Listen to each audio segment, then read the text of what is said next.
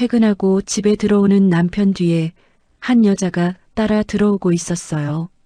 붉은 립스틱에 타이트한 원피스, 10cm는 좋게 되어 보이는 하이힐을 신고 있었습니다.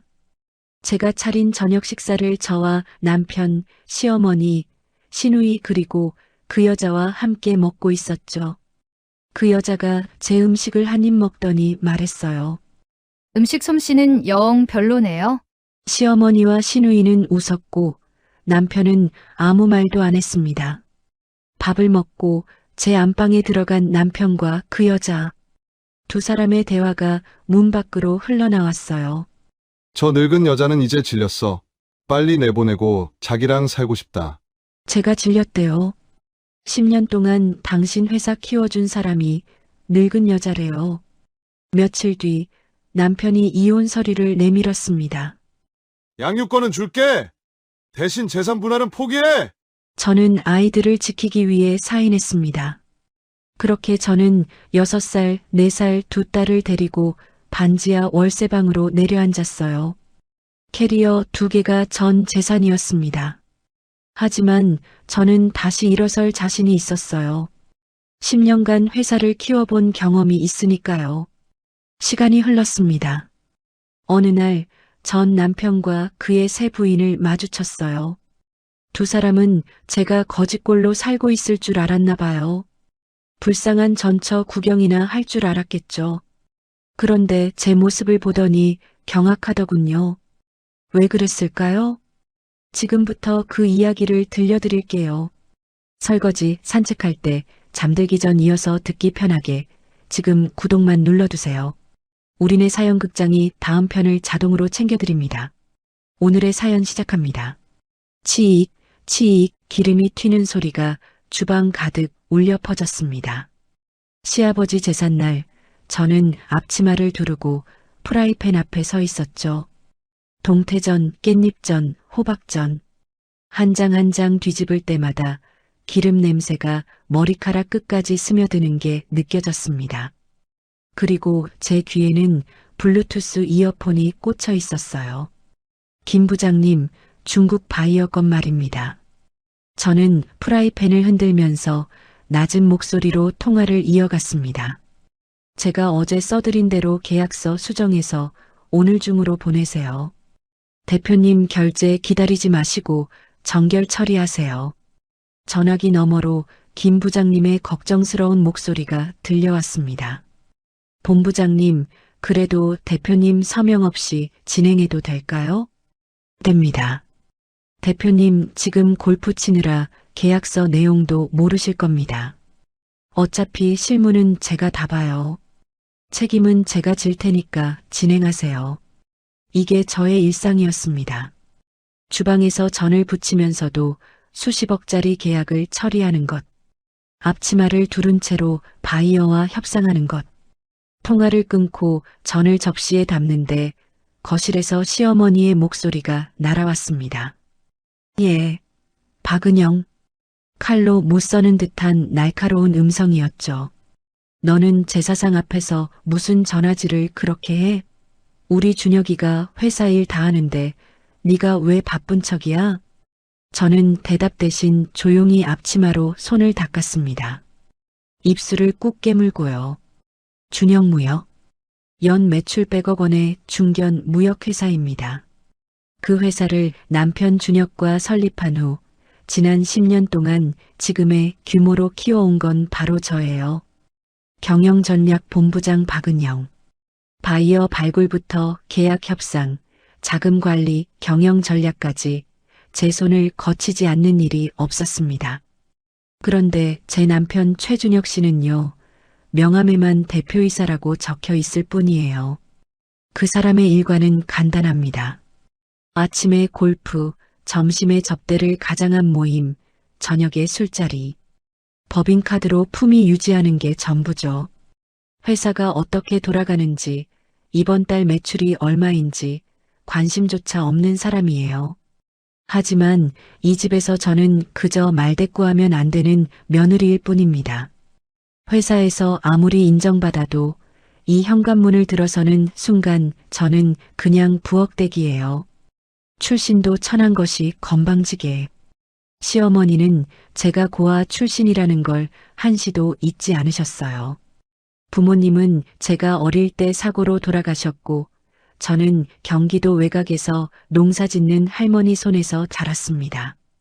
그게 이 집안에서는 평생 씻을 수 없는 낙인이었죠. 저는 김이 모락모락 나는 전이 올라간 접시를 들고 거실로 향했습니다. 제사상에는 정성껏 준비한 음식들이 가지런히 놓여 있었어요. 새벽 5시부터 일어나 육수를 내고 나물 5가지를 무치고 전을 부쳤습니다. 손톱 밑에는 아직도 마늘 냄새가 배어 있었고 손등에는 기름에 튄 자국이 벌겋게 남아 있었죠. 시어머니는 소파에 비스듬히 기대 앉아 TV를 보고 계셨습니다. 시누이 미나는 제가 음식을 나르든 말든 관심도 없다는 듯 휴대폰만 들여다보고 있었고요. 결혼한 지 10년, 이 집에서 명절이나 제삿날 제 손을 거들어준 사람은 단 한 명도 없었습니다. 그때 삐빅하는 소리와 함께 현관문이 열렸습니다. 남편 준혁 씨가 들어왔어요. 그런데 혼자가 아니었습니다. 준혁 씨 뒤에 서 있는 여자. 붉은 립스틱에 타이트한 원피스, 10cm는 좋게 되어 보이는 하이힐을 신고 있었습니다. 이유라. 우리 회사 격리 과장이었어요. 저는 손에 들고 있던 전 접시를 식탁에 내려놓으며 물었습니다. 이유라 과장? 당신이 여긴 웬일이야? 목소리가 떨리지 않게 애를 썼습니다. 하지만 심장은 이미 쿵쿵 뛰고 있었죠. 사실 저는 이미 알고 있었습니다. 회사에서 도는 소문을요. 대표님이 요즘 격리 과장이랑 자주 붙어 다닌다더라. 둘이 같이 퇴근하는 거 봤다더라. 그런 이야기들이 귓전을 스칠 때마다 저는 애써 무시했습니다. 설마 하면서요. 그런데 매달 법인카드 내역을 정리할 때마다 눈에 밟히는 게 있었어요. 유라 과장 앞으로 청구되는 야근 식대들.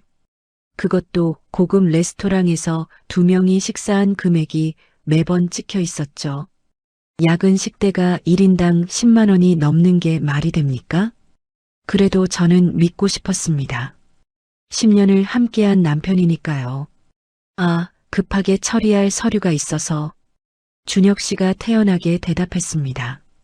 밥만 먹고 가서 일할 거야. 유라 씨, 어머니한테 인사해. 유라는 시어머니에게 깎듯이 고개를 숙였습니다. 어머님, 안녕하세요.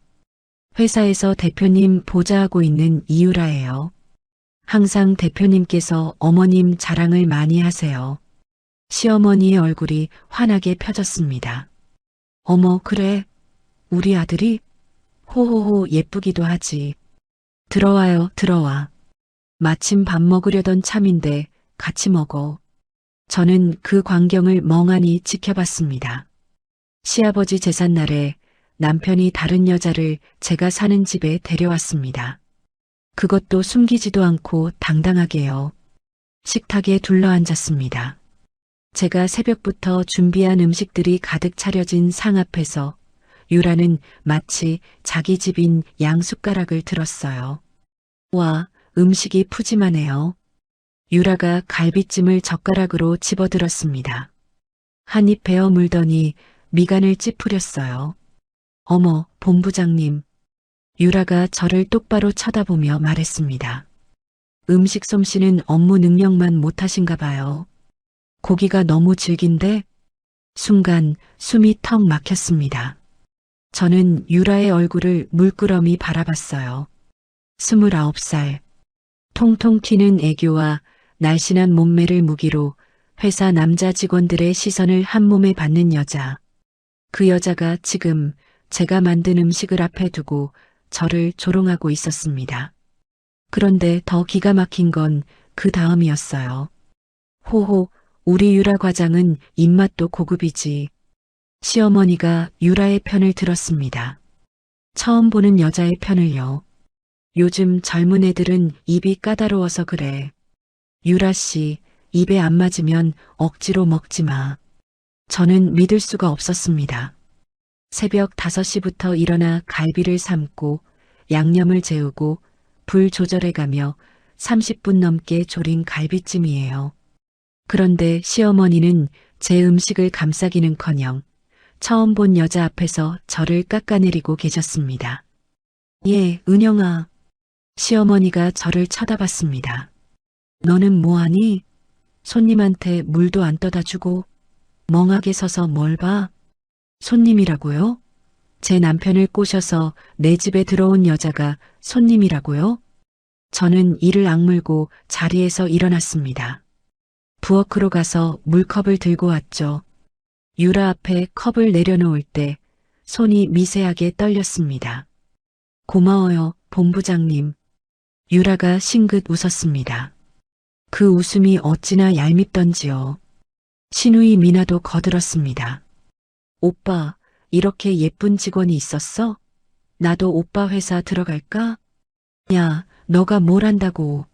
유라 씨는 일도 잘해. 준혁 씨가 유라를 감싸는 말투로 대답했습니다. 제가 옆에 앉아 있는데도 전혀 눈치를 보지 않았어요. 저는 밥숟가락을 들었지만 한술도 넘어가지 않았습니다. 목구멍이 바짝바짝 탔어요.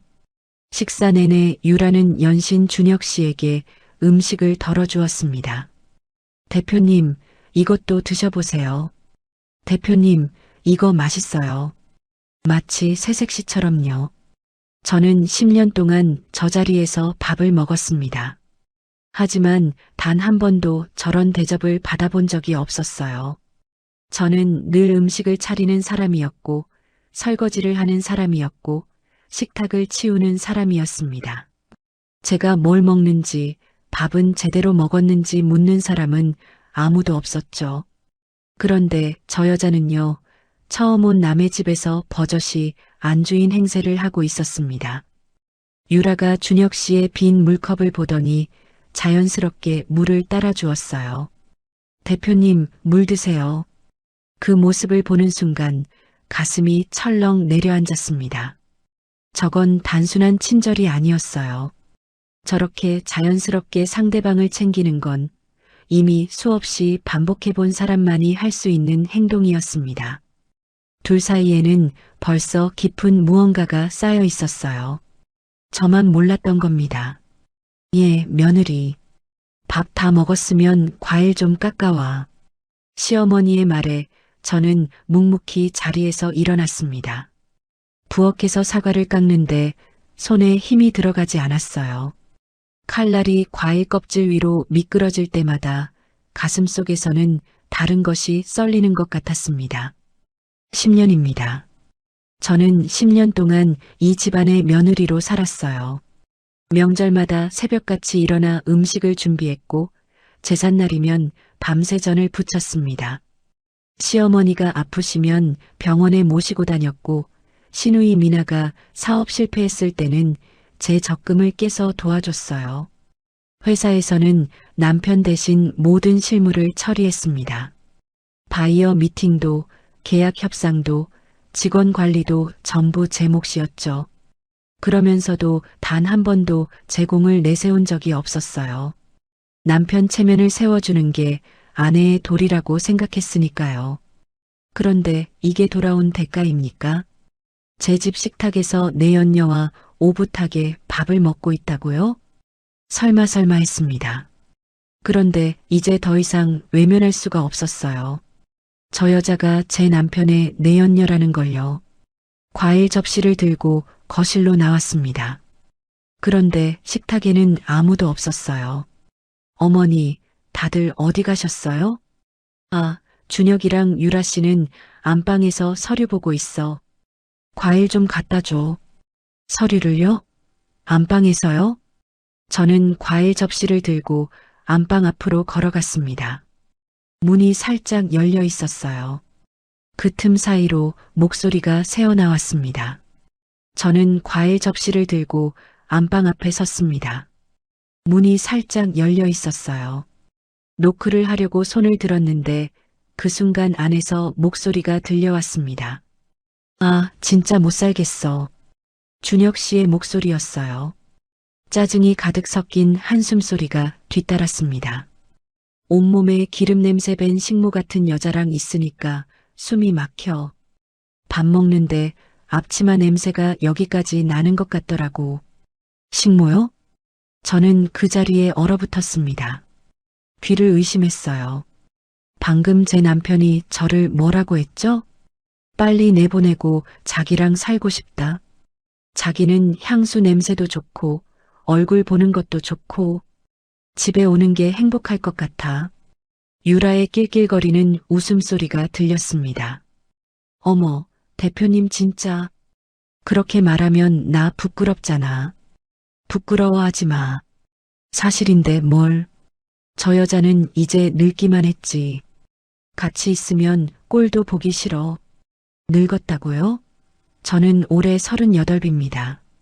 이 남자 뒷바라지하느라 화장할 시간도 없었고 옷 한 벌 제대로 사본 적이 없었어요. 그게 제 잘못인가요? 저는 손에 든 과일 접시가 미끄러지는 걸 느꼈습니다. 간신히 붙잡았지만 손가락 끝이 하얗게 질려 있었어요. 10년입니다. 10년 동안 저는 새벽마다 이 남자의 도시락을 쌌습니다. 야근할 때면 회사로 저녁을 가져다 줬고 술 마시고 들어오면 해장국을 끓여줬어요. 명절마다 시댁 음식을 도맡아 했고 회사에서는 이 남자 대신 모든 일을 처리했습니다. 첫 아이를 낳고 산후조리도 제대로 못했어요. 시어머니가 아프다고 해서 산후조리원 대신 시댁에서 몸을 추슬렀습니다. 둘째 때도 마찬가지였죠. 애들 돌잔치도 제가 혼자 준비했고 예방접종도 병원도 유치원 상담도 전부 제 몫이었어요. 그 와중에도 회사 일은 놓지 않았습니다. 아이들 재우고 새벽 2, 3시까지 계약서 검토했어요. 그렇게 해서 만든 게 연 매출 100억이에요. 저 사람이 뭘 했습니까? 골프 치고 술 마시고 거래처 접대한답시고 밤마다 늦게 들어온 게 전부잖아요. 그런데 그게 그 모든 게 식모였다고요? 근데 자기야, 이혼은 언제 할 거야? 나 이제 숨어 다니는 거 지쳤어. 유라의 목소리가 들렸습니다. 어리광 섞인 톤이었죠. 곧 해. 근데 문제가 있어. 뭔데? 위자료. 10년 살았으니까 꽤 나올 거 아냐. 그 돈 나가는 거 생각하면 머리 아파. 유라가 킥킥 웃었습니다. 그럼 위자료 안 주고 내쫓을 방법이나 생각해봐. 자기 돈 나가는 거 딱 질색이잖아. 어차피 저 여자 가진 것도 없고 부모도 없잖아. 고아 출신이라며 싸우려고 해도 백도 없을 텐데 뭘. 하긴 그것도 그렇네. 준혁 씨가 피식 웃는 소리가 들렸습니다. 처음부터 그래서 결혼한 거야. 부모 없으니까 명절에 신경 쓸 일 없고 친정에 갖다 바칠 것도 없고 편하잖아. 근데 이제 좀 질렸어. 그 순간 제 안에서 무언가가 와르르 무너졌습니다. 처음부터요? 처음부터 저를 그렇게 본 거예요? 부모가 없어서 만만해 보여서 결혼했다고요? 28살에 결혼했습니다. 고아 출신이라 혼처가 마땅치 않았는데 준혁 씨가 먼저 프로포즈 했어요. 출신이 뭐가 중요해. 난 당신이 좋아라고 했죠. 그 말을 믿었습니다. 아니, 믿고 싶었어요. 돌아가신 할머니께서 결혼을 말리셨습니다. 저 남자 눈빛이 마음에 안 든다. 속이 비어 보인다라고 하셨어요. 저는 그때 할머니 말씀을 무시했습니다. 사랑에 눈이 멀어서요. 할머니, 죄송합니다. 할머니 말씀이 맞았어요. 저는 복도 벽에 등을 기댔습니다. 다리에 힘이 풀려서 서 있을 수가 없었어요. 과일 접시를 가슴에 꼭 안은 채 입술을 깨물었습니다. 소리가 새어나올 것 같았거든요. 울음이 아니었어요. 비명이었습니다. 10년 동안 쌓아온 모든 것이 한순간에 제가 되어 흩어지는 느낌이었어요. 사랑이라고 믿었던 것, 가족이라고 믿었던 것, 헌신이라고 믿었던 것, 전부 다요. 저는 천천히 몸을 일으켰습니다. 과일 접시를 복도 선반 위에 올려놓았어요. 그리고 아이들 방으로 향했습니다. 문을 살짝 열자 어둠 속에서 두 아이의 고른 숨소리가 들렸습니다. 6살, 4살. 제가 이 세상에서 가장 사랑하는 존재들이었어요. 저는 아이들 침대 곁에 무릎을 꿇고 앉았습니다. 이불을 고쳐 덮어주면서 작은 얼굴들을 한참 동안 바라봤어요. 첫째가 태어났을 때 생각이 났습니다. 분만실에서 아이를 받아들고 얼마나 울었는지 몰라요. 내 아이, 내 피를 나눈 내 가족, 이 세상에서 저를 엄마라고 불러주는 유일한 존재들이었습니다. 어릴 때 부모님이 돌아가시고 작년에 할머니마저 떠나신 후 저는 늘 외로웠어요. 가족이라는 게 뭔지 몰랐습니다. 그래서 결혼하면 달라질 줄 알았어요. 시댁 식구들이 제 가족이 되어줄 줄 알았고 남편이 평생 함께할 동반자가 되어줄 줄 알았습니다. 착각이었죠. 이 아이들을 저런 아빠 밑에서 키울 수는 없었습니다. 내 연녀에게 엄마 험담을 하는 아빠, 아내를 식모라고 부르는 아빠, 돈이 아까워서 위자료 안 줄 궁리를 하는 아빠, 그런 사람 옆에서 자라는 아이들이 어떻게 되겠어요? 아빠가 엄마를 무시하는 걸 보고 자란 아이들이 나중에 어떤 어른이 되겠습니까? 저는 아이들의 이마에 입술을 가만히 대었습니다. 엄마가 지켜줄게. 속삭이듯 말했어요. 목소리가 갈라졌지만 마음은 이미 굳어 있었습니다. 이혼하겠습니다. 재산이고 뭐고 다 필요 없어요. 당장 내일이라도 저 남자한테 이혼하자고 말할 겁니다. 돈은 다시 벌면 돼요. 회사는 다시 세우면 됩니다.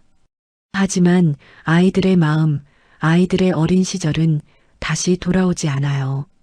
무슨 일이 있어도 이 결혼은 끝내겠습니다. 저는 자리에서 일어나 아이들 방을 나왔습니다. 복도 끝 안방에서는 여전히 두 사람의 웃음소리가 새어나오고 있었어요. 저는 그 소리를 등 뒤로 하고 거실로 향했습니다. 주먹을 꽉 쥐었습니다. 기다려라, 최준혁. 내가 어떤 사람인지 똑똑히 보여주겠다. 며칠 뒤 거실 식탁에 마주 앉았습니다. 오히려 준혁 씨가 먼저 이혼 서류 뭉치를 탁 내려놓았어요. 서명해. 준혁 씨의 목소리는 차가웠습니다. 마치 사업 계약서에 도장 찍으라는 것처럼 무덤덤했어요. 양육권은 넣어줄게. 대신 재산 분할이랑 회사 지분 포기 각서 써. 저는 서류를 물끄러미 내려다봤습니다. 글자들이 눈에 들어오지 않았어요. 알지? 회사 지분 100% 내 명의인 거. 넌 법적으로 그냥 월급쟁이였어. 줄 거 없어. 기가 찼습니다. 남편 기 살려주겠다고 제 지분 하나 없이 모든 걸 그 사람 앞으로 해줬던 내 10년이 이제 와서 저를 찌르는 비수가 되어 돌아왔습니다. 회사 설립할 때 제 적금을 털어 종잣돈을 댔어요. 첫 번째 큰 계약도 제가 따냈고 위기 때마다 수습한 것도 저였습니다. 그런데 서류상으로 저는 그냥 직원이었어요. 남편을 믿었으니까 굳이 제 이름을 넣지 않았던 겁니다. 당신 나 없이 회사 감당할 수 있겠어? 저는 떨리는 목소리로 물었습니다. 바이어 관리부터 자금 흐름까지 다 내가 한 거야. 거래처 담당자 이름이라도 알아? 이번 달 매출이 얼마인지 알기나 해? 당신은 아무것도 모르잖아. 준혁 씨가 코웃음을 쳤습니다. 웃기지 마. 내가 오너고 넌 시키는 일만 했어. 너 없어도 회사 잘만 돌아가. 그 뻔뻔한 얼굴을 보는데 욱하는 마음이 치밀었습니다. 10년 동안 당신 뒤치다꺼리 하느라 제 인생을 갈아 넣었는데 그게 고작시키는 일이라고요? 준혁 씨가 다리를 꼬고 앉으며 덧붙였습니다. 참고로 위자료도 없어. 대신 양육권은 넣어줄게. 그리고 유라가 들어오면 집도 비워줘야 해.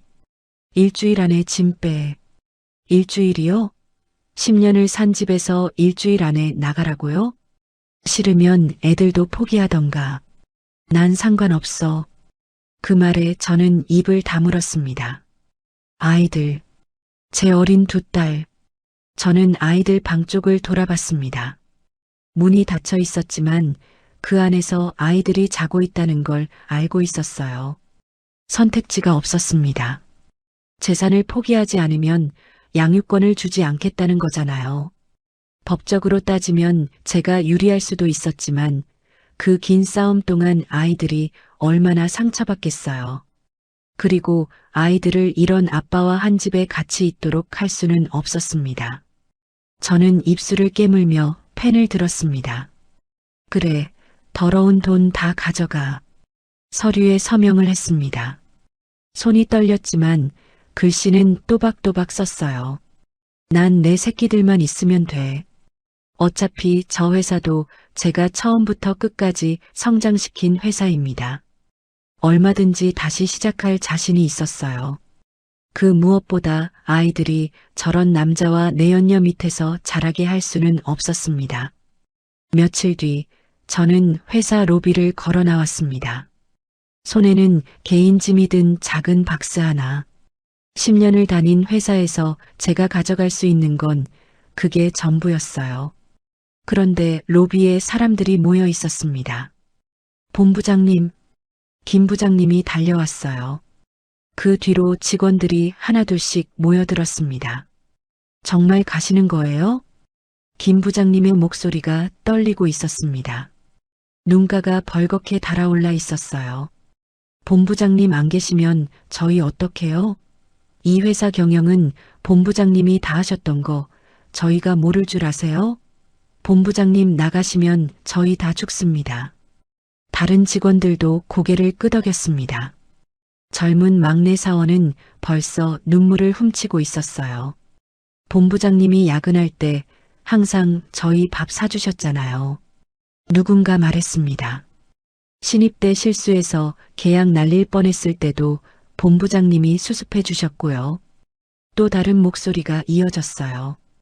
대표님은 저희 얼굴도 못 외우시는데 본부장님은 저희 생일까지 챙겨주셨어요. 저는 가슴이 먹먹해졌습니다.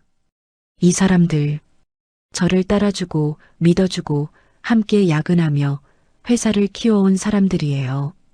제가 이 회사에서 10년을 버틸 수 있었던 건 어쩌면 이 사람들 덕분이었는지도 모릅니다.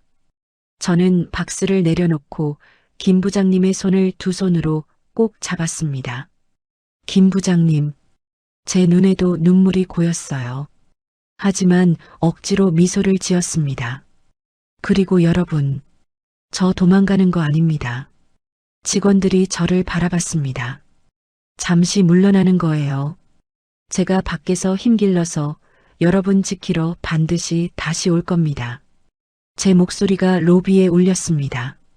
그때까지만 조금만 버텨주세요. 약속할게요.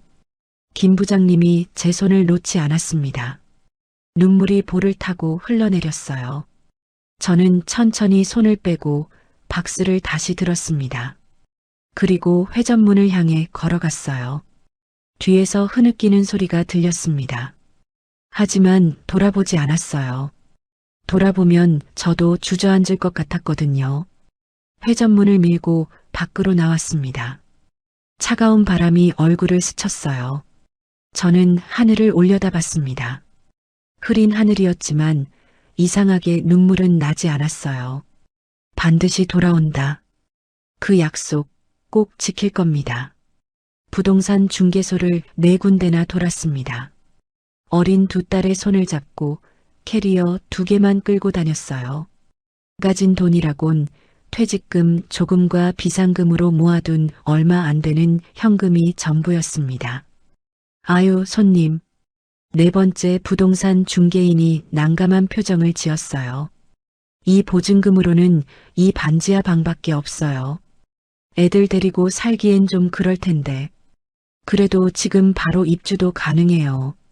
중개인이 보여준 곳은 낡은 빌라 반지하였습니다.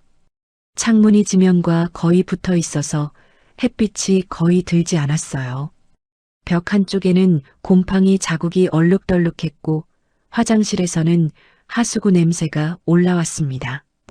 불과 일주일 전까지 저는 50평대 아파트에서 살았습니다. 아이들 방도 따로 있었고 거실은 뛰어놀아도 될 만큼 넓었어요. 그런데 지금은 이 좁고 눅눅한 방이 우리 세 모녀의 새보금자리가 되어야 했습니다. 여기로 할게요. 저는 씁쓸하게 웃으며 계약서에 서명했습니다. 선택의 여지가 없었으니까요. 짐을 풀었습니다. 캐리어 2개에 담긴 옷가지와 아이들 물건이 전부였어요. 텅 빈 방에 그것들을 꺼내놓으니까 더욱 쓸쓸해 보였습니다. 아이들이 어리둥절한 눈으로 방 안을 둘러봤어요. 작은 창문, 얼룩진 벽, 좁디 좁은 공간. 익숙했던 넓은 방과는 너무나 달랐죠. 저는 아이들을 품에 꼭 안았습니다. 우리 공주님들, 이건 캠핑 온 거야. 밝게 웃어 보였어요. 아이들이 불안해하지 않도록요. 엄마 알지? 엄마가 아빠 회사도 다 키웠던 거. 우리 금방 다시 좋은 집으로 갈 수 있어. 엄마가 능력 있는 여자인 거 보여줄게. 딱 1년만 참자, 응? 빈말이 아니었습니다. 제 머릿속엔 벌써 새로운 사업 아이템이 구상되고 있었으니까요. 무역 쪽은 아니더라도 제가 가진 인맥과 경험을 살려서 뭐라도 시작할 수 있었어요. 맨손으로 다시 시작할 자신이 있었습니다. 힘들지만 불가능하지는 않다. 저는 그렇게 되뇌었어요. 그날 밤 아이들을 재우고 홀로 앉아 있었습니다. 좁은 방 한 구석에서 앞으로의 계획을 노트에 적어보고 있었어요. 당장 수입이 필요했고 아이들 어린이집비도 내야 했습니다. 머릿속이 복잡했지만 정리하면 길이 보일 거라고 믿었어요. 그때 휴대폰이 울렸습니다. 모르는 번호였어요. 여보세요? 박은영 씨 되십니까? 낯선 남자 목소리였습니다. 차분하고 정중한 톤이었어요. 네, 그런데요. 누구시죠? 고 신말순 여사님의 유언 집행인 김철수 변호사입니다. 전해드릴 말씀이 있어서 연락드렸습니다. 신말순, 제 할머니 성함이었어요. 저는 멍하니 그 이름을 되뇌었습니다. 할머니가 돌아가신 지 1년이 지났는데 갑자기 유언 집행인이라니요? 무슨 말씀이신지 전화로 드리기 어려운 내용입니다. 직접 뵙고 말씀드리고 싶은데 내일 시간이 되시겠습니까? 저는 잠시 망설이다가 대답했습니다. 네, 괜찮습니다. 다음 날 약속 장소로 나갔습니다. 동네 카페에 들어서자 단정한 정장을 입은 중년의 남자가 먼저 와 있었어요. 손에는 낡은 서류 봉투를 들고 있었습니다. 박은영 씨죠? 김철수 변호사입니다. 변호사가 명함을 건넸습니다. 저는 맞은편에 앉았어요. 전화로 말씀하신 유언이라는 게, 네, 어르신께서 생전에 저에게 맡기신 유언장이 있습니다. 변호사의 목소리는 차분했습니다. 유언의 조건이 있었어요. 이 유언을 작성한 날 기준으로 손녀가 결혼 생활을 3년 이상 유지하거나 3년 내에 파경을 맞으면 즉시 찾아가 공개하라고 하셨습니다. 3년 안에 파경을 맞으면 저는 그 말의 의미를 곱씹었습니다. 할머니가 제 결혼을 반대하셨던 게 떠올랐어요. 저 남자 눈빛이 마음에 안 든다고 하셨죠. 결국 할머니 말씀대로 됐습니다. 할머니께서 이런 일을 예상하셨던 건가요? 그러셨던 것 같습니다. 손녀분이 힘들어질 때를 대비해 보호막을 쳐두신 거죠. 변호사가 봉투를 열었습니다. 안에는 오래된 종이 서류와 특이하게 생긴 열쇠 하나가 들어 있었어요. 이건 경기도 외곽에 있는 토지 등기부등본입니다. 할머니 명의로 되어 있고 유언에 따라 박은영 씨에게 상속됩니다. 토지요? 할머니께서 농사 지으시던 토지인가 봅니다. 저는 떨리는 손으로 서류를 받아들었습니다. 그리고 열쇠를 만져봤어요. 오래된 금속 열쇠였는데 어디에 쓰는 건지 알 수 없었습니다. 이 열쇠는요? 그건 제가 알려드릴 수 없습니다. 다만 할머니께서 땅에 가면 알게 될 거다라고 하셨어요. 저는 한참 동안 서류와 열쇠를 바라봤습니다. 할머니, 돌아가시고 나서도 저를 지켜주시려고 했구나. 눈물이 볼을 타고 흘러내렸습니다. 내일 시간 되시면 제가 그 땅으로 모셔다 드리겠습니다. 변호사의 말에 저는 고개를 끄덕였어요. 목이 메어서 대답이 나오지 않았습니다. 할머니, 감사합니다. 그리고 죄송합니다. 할머니 말씀 안 듣고 결혼해서 변호사의 차를 타고 경기도 외곽으로 향했습니다. 서울을 벗어나자 풍경이 달라졌어요. 높은 빌딩 대신 논밭이 펼쳐지고 아파트 대신 비닐하우스가 보이기 시작했습니다. 차창 밖으로 스쳐 지나가는 풍경을 보면서 저는 할머니 생각에 잠겼어요. 어릴 때 이 근처에서 자랐습니다. 부모님이 돌아가시고 할머니 손에서 컸죠. 할머니는 평생 농사를 지으셨어요. 새벽같이 일어나 밭에 나가시고 해질 때까지 흙을 만지셨습니다.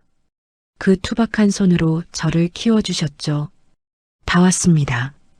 변호사의 말에 고개를 들었어요. 차에서 내리자 눈앞에 광활한 땅이 펼쳐졌습니다. 잡초가 무성하게 자란 논밭이었어요. 얼핏 보기엔 그냥 버려진 황무지 같았습니다. 그런데 이상하게 눈물이 났어요. 이 땅, 할머니가 평생 일구신 땅이구나. 저는 천천히 걸어 들어갔습니다. 발밑에서 마른 풀이 바스락거렸어요. 잡초 사이로 할머니의 손때가 느껴지는 것 같았습니다. 새벽잇을 맞으며 밭을 메시던 할머니, 땀 흘리며 농작물을 거두시던 할머니. 할머니, 저는 잡초 한 줌을 쥐어봤어요. 이것마저도 소중하게 느껴졌습니다. 박은영 씨, 저쪽에 부동산 중개소가 있네요. 시세를 확인해 보시겠습니까? 변호사의 말에 저는 고개를 끄덕였습니다.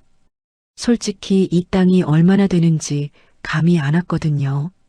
등기부등본에는 3만 평이라고 적혀 있었는데 그게 어느 정도 가치인지 몰랐어요. 할머니께서 대규모로 농사부터 가공, 유통까지 운영하셨던 건 알았지만 이 정도 규모의 농사를 하고 계셨는지는 몰랐어요. 한편으로 저의 무심함에 속상하기도 했습니다. 부동산 중개소에 들어갔습니다. 허름한 시골 부동산이었어요. 창문에는 토지 전문이라는 글씨가 빛바랜 채 붙어 있었습니다. 어서 오세요. 50대쯤 돼 보이는 중개인이 반갑게 맞았어요. 저는 등기부등본을 꺼내 보여줬습니다. 저기요, 이 땅 시세가 어느 정도 되는지 알 수 있을까요? 중개인이 서류를 받아들었어요. 무심하게 훑어보던 그의 눈이 갑자기 커졌습니다. 이 땅 주인이세요? 중개인이 벌떡 일어났어요. 사모님, 잠깐만요. 이 땅 주소가 여기 맞아요? 네, 방금 가보고 왔는데요. 중개인이 허둥지둥 컴퓨터를 켰습니다.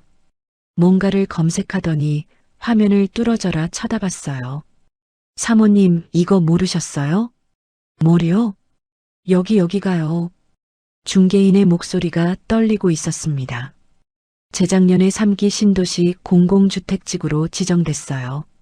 수용 보상 절차 진행 중이에요. 저는 무슨 말인지 바로 이해가 안 됐어요. 그게 무슨 뜻이에요? 국가에서 사드린다고요.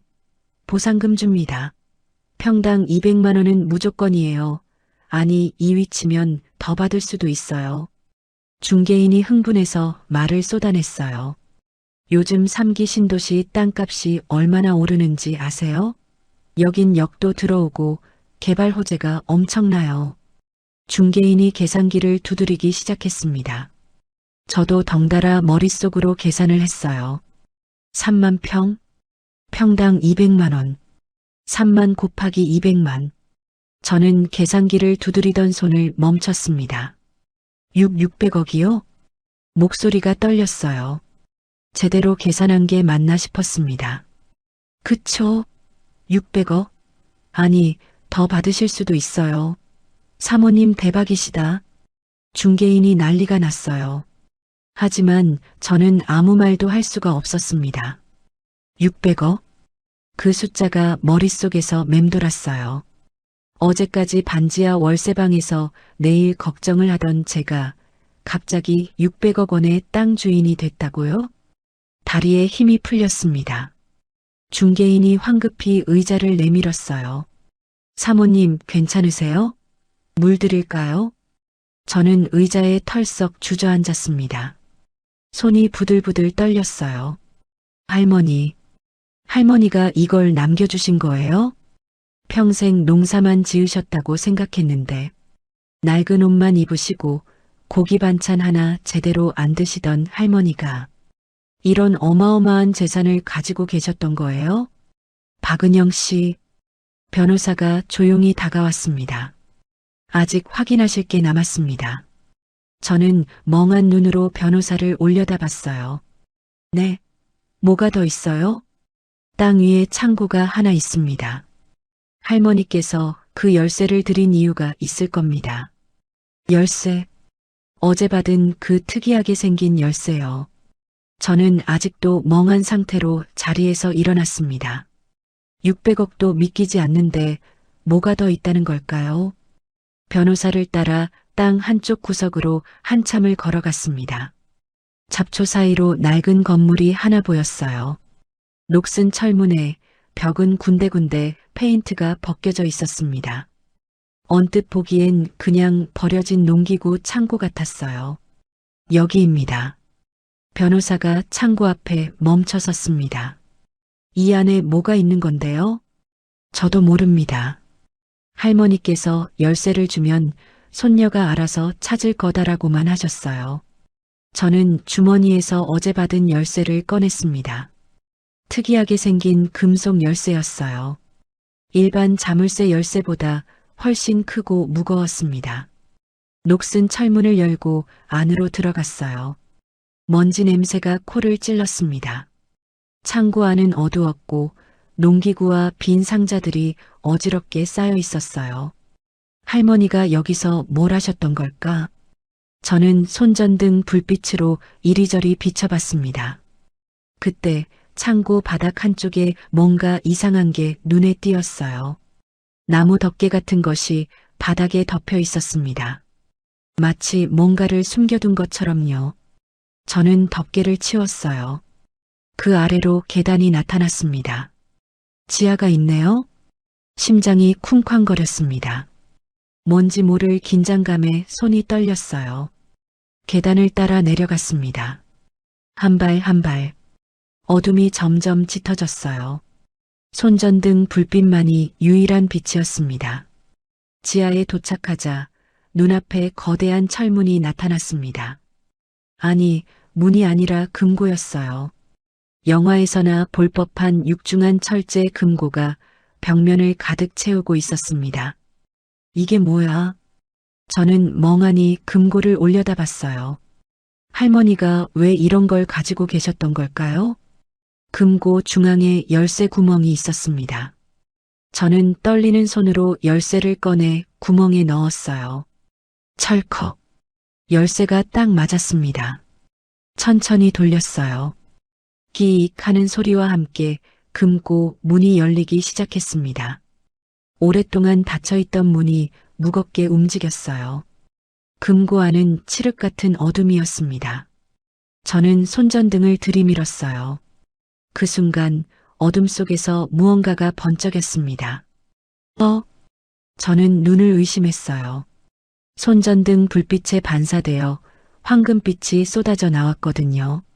금고 안에는 나무 상자들이 빼곡히 쌓여 있었습니다. 사과 괴짝처럼 생긴 상자들이요. 저는 가장 가까운 상자 뚜껑을 열었어요. 심장이 멈추는 줄 알았습니다. 금괴였어요. 1kg짜리 금괴가 상자 안에 가지런히 놓여 있었습니다.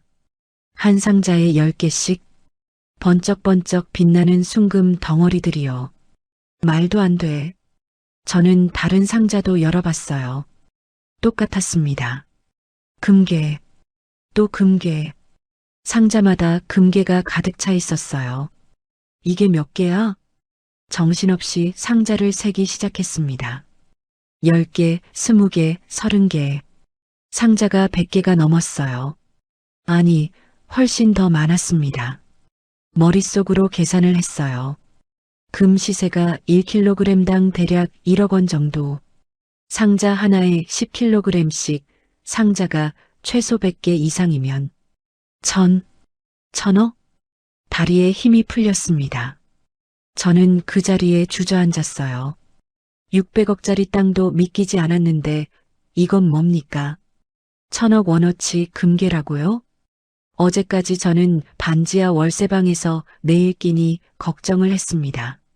어린이집비 낼 돈이 없어서 막막했어요. 재산이라곤 캐리어 2개에 담긴 옷가지가 전부였습니다. 그런 제가 지금 1000억 원어치 금괴 앞에 앉아 있어요. 이게 현실입니까? 꿈 아닙니까?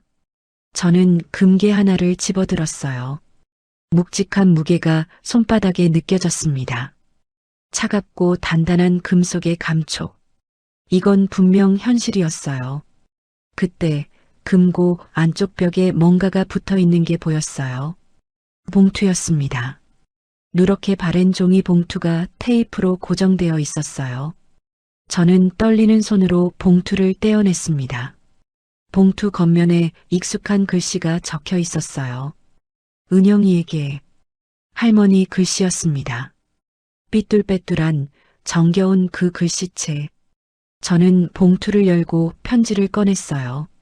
손이 너무 떨려서 종이가 바스락거렸습니다. 은영아. 편지를 소리내어 읽기 시작했어요. 할미가 이 유산을 공개하는 시점에 조건을 달아놨다. 내가 세상을 떠나고 3년이 지나도 너희 부부가 잘 살고 있거나 혹은 3년 안에 파경을 맞으면 공개하라고. 눈물이 볼을 타고 흘러내렸습니다. 은영아, 네 남편 준혁이는 겉멋만 들었지 속은 빈놈이다. 처음 봤을 때부터 눈빛이 마음에 안 들었어. 저놈이 언젠가 너를 눈물 흘리게 할 것 같아서 이 기간을 두었다. 할머니는 알고 계셨던 거예요. 처음부터 너가 이걸 본다는 건 결국 혼자가 되었을 수도 있겠지. 그래도 울지 마라. 이 할미가 평생 흙 파서 모은 이 돈이 이제 너의 든든한 방패가 되어줄 거다. 흐느낌이 터져 나왔습니다. 저는 편지를 가슴에 꼭 안았어요. 이 금괴는 할미가 가진 땅 8만 평 중에 5만 평을 먼저 보상받은 현금으로 준비한 거야. 지폐는 썩거나 망가질 수 있을까봐 노파심의 금괴로 바꿔놨다. 우리 은영이가 힘들 때 쓰라고. 8만 평이요? 3만 평이 아니라 8만 평이요? 저는 믿을 수가 없었습니다. 할머니는 평생 낡은 옷만 입으셨어요. 고기 반찬 하나 제대로 안 드시고 시장에서 제일 싼 채소만 사셨습니다. 제가 용돈 드리면 쓸 데가 없다며 도로 돌려주시던 분이에요. 그런 할머니가 이 모든 걸 저를 위해 모아두셨던 거예요. 은영아, 할미는 너가 태어났을 때부터 알았다. 이 아이는 크게 될 아이라고. 그러니까 누가 뭐래도 당당하게 살아라. 네 인생은 네 거야. 아무한테도 휘둘리지 마라. 편지의 마지막 문장이었습니다. 할미는 하늘에서 항상 너를 지켜보고 있을게. 사랑한다. 우리 손녀 은영이. 저는 금괴 위에 엎드려 울었습니다. 할머니, 할머니, 감사합니다. 정말 감사합니다. 그리고 죄송합니다. 할머니 말씀 안 듣고 그 남자한테 시집가서 할머니 살아계실 때 더 잘해드릴걸, 더 자주 찾아뵐걸. 한참을 울었어요. 눈물이 마를 때까지 울었습니다. 그리고 천천히 고개를 들었어요. 금괴들이 손전등 불빛에 반짝이고 있었습니다. 1,000억 원. 아니, 땅값까지 합치면 1,600억이 넘는 돈이에요. 저는 눈물을 닦았습니다. 그리고 웃었어요. 차갑게. 할머니, 저 이 칼 제대로 휘둘러 볼게요. 주먹을 꽉 쥐었습니다. 최준혁? 그리고 이유라. 두고 봐라. 내가 어떤 사람인지 똑똑히 보여줄 테니까. 지하 금고에서 나온 저는 곧바로 계획을 세우기 시작했습니다. 이 창고를 그냥 놔둘 수는 없었어요. 할머니의 유산을 제대로 활용해야 했습니다. 며칠 뒤 저는 금괴 일부를 현금화했습니다. 물론 세금도 납부했습니다. 그리고 건축 설계사와 인테리어 전문가를 불렀어요. 이 창고를 카페로 바꾸고 싶어요. 경기도 최대 규모의 복합문화 카페로요. 설계사가 눈을 동그랗게 떴습니다. 이 넓은 창고 전체를요? 네. 야외 정원도 만들고 베이커리도 넣고 키즈 카페 공간도 만들어주세요. 가족 단위 손님들이 하루 종일 머물 수 있는 공간으로요. 저는 직접 설계에 참여했어요. 10년간 회사를 경영하면서 쌓은 감각이 있었거든요. 어떤 공간이 사람들을 끌어들이는지, 어떤 동선이 효율적인지 알고 있었습니다. 예산은 얼마나 잡으시나요? 300억이요. 설계사가 커피를 뿜을 뻔했습니다. 하지만 저는 진지했어요. 할머니가 주신 이 기회 제대로 살려야 했습니다. 동시에 저는 투자 공부를 시작했습니다. 재무제표 읽는 법, 기업 가치 평가, 채권과 어음거래. 밤새 책을 읽고 전문가를 만났어요. 회사를 10년간 경영했던 경험이 밑바탕이 됐습니다. 놀랍게도 배우면 배울수록 자신감이 붙었어요. 준영무역에서 제가 했던 일들이 전부 이 분야와 연결되어 있었거든요. 바이어 협상, 자금 흐름 관리, 리스크 분석. 저는 이미 실전에서 검증된 사람이었습니다. 석 달 뒤 저는 조용히 투자회사를 설립했어요. 회사 이름은 제이인베스트. 제 아이들의 가운데 이니셜을 딴 거였죠. 법인 등기를 마치고 사무실을 얻었습니다. 강남 한복판에요. 그리고 유능한 비서를 한 명 고용했어요. 제 오른팔이 되어줄 사람이 필요했거든요. 아무도 몰랐습니다. 반지하로 쫓겨난 이혼녀가 1,000억이 넘는 자산가가 됐다는 사실을요. 세상 누구도요. 아직은 숨길 때였어요. 때가 되면 제가 직접 나설 겁니다. 그때까지는 조용히 칼을 갈 거예요. 최준혁? 그리고 이유라. 너희가 저지른 일 반드시 되갚아주마. 1년이 지났습니다. 경기도 외곽에 허름한 창고가 있던 자리. 그곳에는 이제 거대한 복합문화 카페가 들어서 있었어요. 골든필드. 금빛 들판이라는 뜻의 이름을 붙였습니다. 할머니가 평생 일구신 땅 위에 세운 카페니까요.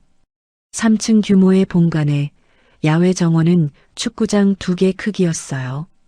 베이커리, 브런치 레스토랑, 키즈 카페, 반려견 동반 구역까지 가족 단위 손님들이 하루 종일 머물 수 있는 공간으로 만들었습니다. 오픈하자마자 입소문이 퍼졌어요. SNS에서 인생 카페, 경기도 핫플레이스로 난리가 났습니다. 주말이면 주차장이 꽉 차서 1시간씩 대기해야 했어요. 주말 하루 매출만 수억 원이었습니다. 저는 카페 2층 VIP 라운지에 제 사무실을 만들었어요. 창밖으로 손님들이 정원을 거니는 모습이 내려다 보였습니다. 회장님, 이번 주 매출 보고서입니다. 비서 민지가 서류를 건넸어요. 저는 이제 박 회장님으로 불렸습니다. 제이인베스트의 회장이자 골든필드의 대표였으니까요. 매출 보고서를 훑어보다가 저는 문득 휴대폰을 꺼내 들었습니다. 준영무역에 다닐 때 친하게 지냈던 김 부장님에게 연락이 와 있었거든요. 본부장님, 회사가 난리예요. 통화 버튼을 누르자 김 부장님의 한숨 섞인 목소리가 들렸습니다. 대표님이 작년에 무슨 가상화폐 사업에 투자했다가 20억을 날렸어요. 그것도 모자라서 이번엔 중국 수입 사업한다고 또 돈을 쏟아부었는데 거래처가 먹튀를 했대요. 저는 웃음이 나왔습니다. 예상대로였어요. 유라 과장은요? 아, 그 여자요? 부사장으로 승진했어요. 대표님 옆에 딱 붙어서 안방마님 행세하고 있죠. 근데 법인카드로 명품 사는 게 일이에요. 지난달에만 카드값이 5천만 원이 넘었다더라고요. 기가 찼습니다. 회사가 기울어가는데 명품 쇼핑이라니. 회의 때는 본부장님 자리에 떡하니 앉아서 직원들한테 이래라 저래라 하고요. 업무는 하나도 모르면서 잘난 척만 해요. 직원들이 다 뒤에서 욕합니다. 1년 전 그날이 떠올랐어요. 제가 만든 갈비찜을 뒤적거리며 음식 솜씨는 업무 능력만 못하신가 봐요라고 비아냥거리던 그 얼굴이요. 직원들 월급은 제때 나와요? 그게 이번 달부터 밀리기 시작했어요. 다들 불안해하고 있습니다. 가슴이 먹먹해졌어요. 그 직원들, 제가 돌아오겠다고 약속했던 사람들인데, 김 부장님, 조금만 더 버텨주세요. 제가 곧 약속 지키러 갈게요. 전화를 끊고 저는 비서를 불렀습니다. 민지 씨, 네, 회장님. 준영무역어음, 시장에 나오는 대로 다 사드려요.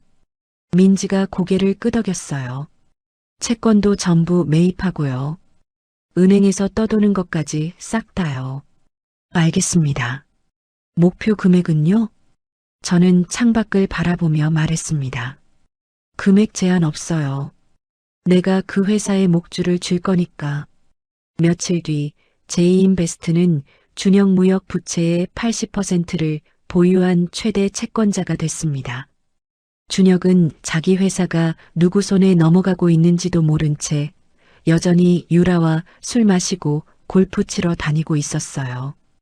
은행에서 대출 연장이 안 된다는 통보를 받았을 때도, 거래처에서 성금을 요구했을 때도 준혁은 일시적인 거야 라며 대수롭지 않게 넘겼다더군요. 자기 회사 재정 상태가 어떤지도 모르는 무능한 남자. 바보 같은 남자. 당신이 나를 버렸을 때 나는 끝이 아니라 시작이었어. 이제 슬슬 조여줄 때가 됐어요. 그리고 얼마 후 흥미로운 소식이 들려왔습니다. 회장님, 이거 보세요. 민지가 SNS 화면을 보여줬어요. 유라의 인스타그램이었습니다. 요즘 핫하다는 골든 필드 카페 가볼까? 자기야 데려가줘. 댓글에 준혁이 답글을 달아놨더군요. 알았어, 공주님. 이번 주말에 가자. 저는 피식 웃었습니다. 호랑이 굴에 제 발로 걸어 들어오겠다고요? 좋아요. 기다리고 있을게요. 토요일 오후였습니다. 골든필드는 주말답게 사람들로 북적였어요. 주차장은 이미 만차였고 야외 정원에는 가족 단위 손님들이 피크닉 매트를 펴고 앉아 있었습니다. 베이커리 앞에는 빵을 사려는 줄이 길게 늘어서 있었고 키즈 카페에서는 아이들의 웃음소리가 끊이지 않았죠. 300억을 투자한 보람이 있었어요. 이 카페는 이제 경기도를 넘어 수도권 전체에서 손꼽히는 핫플레이스가 됐습니다. SNS에는 매일 수백 개의 인증샷이 올라왔고 주말이면 2~3시간씩 대기해야 입장할 수 있을 정도였어요. 저는 2층 VIP 라운지에서 창밖을 내려다보고 있었어요. 손에는 따뜻한 라떼가 들려 있었지만 한 모금도 마시지 않았습니다. 오늘따라 기분이 묘했거든요. 아침에 민지가 보고한 내용 때문이었죠. 회장님, 준영무역 대표 최준혁 씨가 오늘 골든 필드에 온다는 정보가 있어요. 예상대로였습니다. 유라의 SNS를 보고 기다리고 있었으니까요. 알았어요. 오면 알려줘요. 저는 담담하게 대답했지만 속으로는 심장이 두근거렸어요. 1년 만이었습니다.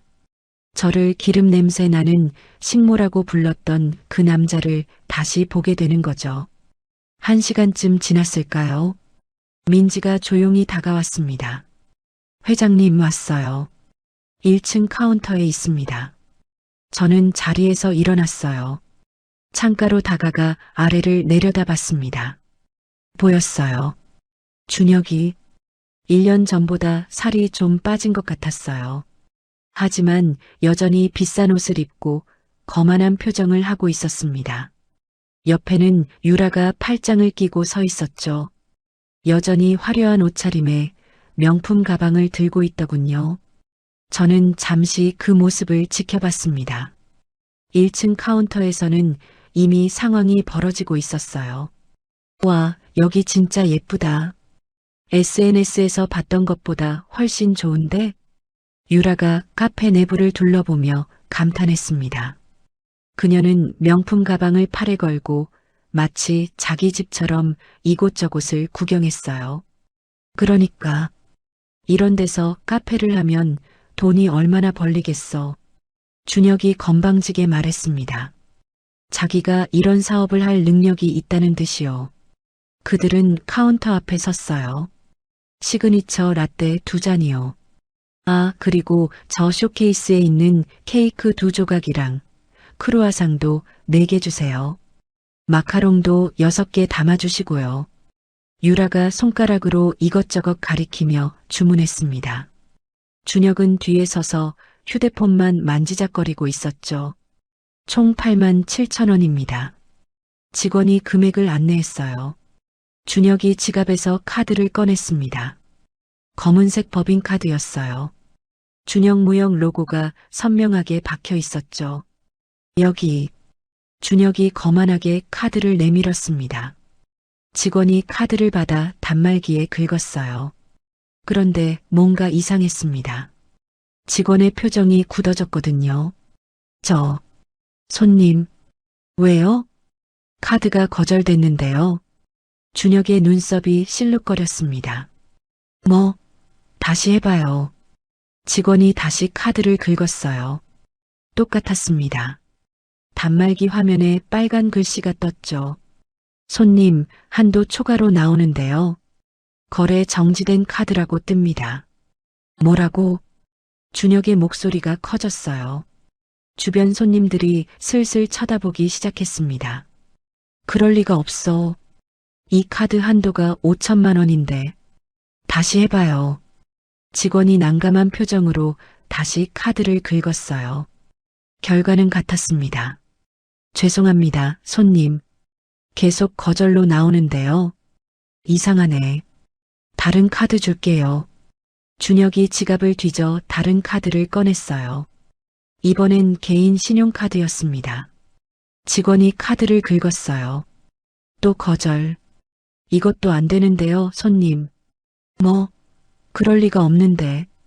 준혁의 얼굴이 붉어지기 시작했습니다. 이마에 땀이 송글송글 맺혔어요. 3번째 카드. 거절.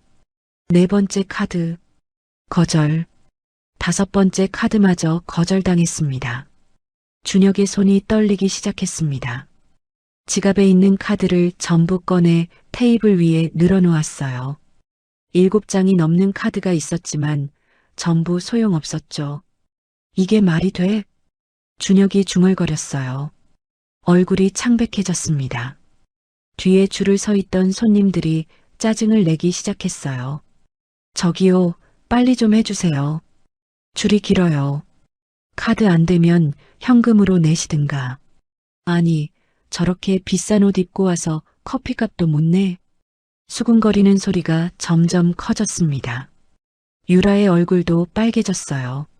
자기야, 현금 없어? 유라가 작은 목소리로 물었습니다. 하지만 준혁이 현금을 들고 다닐 리가 없었죠. 평생 카드로만 긁고 살았으니까요. 내가 왜 현금을 들고 다녀? 카드가 문제인 게 아니라 저 기계가 문제인 거라고. 준혁이 버럭 소리를 질렀어요. 유라가 움찔하며 한 발 물러났습니다. 자기야, 사람들 다 보고 있어. 진정해. 시끄러워. 준혁의 고함에 카페 안이 조용해졌습니다. 사람들이 일제히 이쪽을 쳐다봤어요. 젊은 커플이 휴대폰을 꺼내 영상을 찍기 시작했습니다. 다른 사람들도 하나둘씩 폰을 들었죠. 내가 누군 줄 알고. 준혁이 카운터를 향해 소리쳤습니다. 당신네 기계가 고장 난 거 아니야? 난 준혁무역 대표야. 연 매출 100억짜리 회사 대표라고. 직원이 당황한 표정으로 뒷걸음질 쳤어요. 저 손님, 저희 기계는 정상인데요. 됐고, 여기 사장 나오라고 해. 당장. 준혁이 난리를 치기 시작했습니다. 손님들이 더 몰려들었어요. 다들 휴대폰을 꺼내 영상을 찍고 있었습니다. 저는 2층에서 그 광경을 지켜보고 있었어요. 웃음이 나왔습니다. 1년 전 저를 반지하로 쫓아내며 아무것도 못 줘. 라고 했던 남자. 법인카드로 매일 술 마시고 골프 치던 남자. 그 남자가 지금 커피 한 잔 값도 못 내서 사람들 앞에서 망신을 당하고 있었어요. 사실 준혁 카드가 막힌 건 제가 한 짓이었습니다. 채권자로서 준혁 무역 자산의 가압류를 신청했거든요. 법인카드는 당연히 막혔고 개인 카드도 연대보증 때문에 줄줄이 정지된 거였죠. 이건 시작에 불과해요. 저는 립스틱을 고쳐 바르고 재킷 단추를 채웠습니다. 거울에 비친 제 모습을 확인했어요. 1년 전에 기름 냄새 나는 앞치마 차림이 아니었습니다. 300만 원짜리 정장에 10cm 하이힐. 머리는 깔끔하게 올렸고 귀에는 다이아몬드 귀걸이가 빛나고 있었죠. 민지 씨, 나 내려갈게요. 네, 회장님. 직원들한테 미리 알려둘까요? 아니요. 깜짝 등장해야 재미있잖아요. 저는 천천히 계단을 내려가기 시작했습니다. 또각, 또각, 또각. 하이힐 소리가 조용해진 카페 안에 울려 퍼졌어요. 사람들이 소리가 나는 쪽으로 고개를 돌렸습니다. 1층에 있던 사람들이 일제히 저를 바라봤어요. 준혁도 유라도요. 저는 계단 중간에 멈춰서서 그들을 내려다봤습니다. 1년 전과는 달랐어요. 낡은 앞치마 대신 최고급 정장을 입고 기름 냄새 대신 은은한 샤넬 향수 향기가 났습니다. 손톱에는 매니큐어가 발려 있었고 손등에 기름 튄 자국은 사라진 지 오래였죠. 준혁의 눈이 휘둥그레졌어요. 뭔가 익숙한 얼굴이라는 걸 느끼는 것 같았습니다. 저는 천천히 입을 열었어요. 손님, 무슨 문제라도 있으신가요? 준혁이 저를 올려다봤습니다. 처음에는 누군지 모르는 눈치였어요. 고급스러운 정장, 우아하게 올린 머리, 다이아몬드 귀걸이. 1년 전에 기름 냄새 나는 앞치마 차림과는 너무 달랐으니까요. 하지만 제 얼굴을 자세히 보더니 준혁의 눈이 점점 커졌습니다. 박은영? 그 목소리에 카페 안이 조용해졌어요. 유라도 저를 보고 입을 벌렸습니다. 저는 천천히 계단을 내려왔어요. 한 발 한 발. 하이힐 소리가 또각또각 울렸습니다. 오랜만이네요. 저는 미소를 지었어요. 차갑지 않게 하지만 여유롭게. 여기서 일하고 있어? 내가 사장 나오라 했는데. 준혁이 더듬거리며 물었습니다. 아직도 상황 파악을 못하고 있더군요. 저는 피식 웃었어요. 알바요? 그때 카운터에 있던 직원이 다가왔습니다. 그리고 저에게 공손히 고개를 숙였어요. 회장님, 저 손님이 계속 소란을 피우시는데 경찰 부를까요? 회장님, 그 호칭에 준혁의 얼굴이 굳어졌습니다. 유라도 마찬가지였어요. 둘 다 멍하니 저를 바라봤죠. 아니요, 괜찮아요. 그냥 카드가 좀 안 됐나 봐요. 저는 담담하게 대답했습니다. 회장님? 준혁이 떨리는 목소리로 되물었어요. 여기가 네 카페야? 네가 여기 주인이라고? 저는 고개를 끄덕였습니다. 네. 여기 제 카페예요. 골든필드. 혹시 이름 뜻 아세요? 금빛 들판이에요. 제 할머니가 평생 일구신 땅 위에 세웠거든요. 준혁의 입이 벌어졌습니다. 아무 말도 못하더군요. 유라가 옆에서 준혁의 팔을 잡아당겼어요. 자기야, 저 여자가 무슨 소리 하는 거야? 장난치는 거 아니야?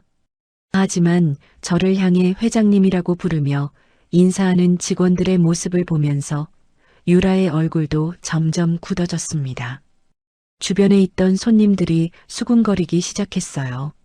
저 여자가 여기 사장이래. 와, 대박. 저 남자 완전 망신당하는 거 아니야? 카드도 안 되면서 큰 소리 치더니 준혁의 얼굴이 벌겋게 달아올랐습니다. 식은땀이 이마를 타고 흘러내렸어요. 이게 말이 돼? 너가 어떻게... 준혁이 중얼거렸습니다. 믿을 수 없다는 표정이었죠. 1년 전 저를 내쫓을 때 뭐라고 했죠? 넌 법적으로 그냥 월급쟁이였어. 빈손으로 나가. 그렇게 말했잖아요. 그 빈손이 지금 당신 앞에 300억짜리 카페 회장으로 서 있어요. 저는 천천히 준혁에게 다가갔습니다.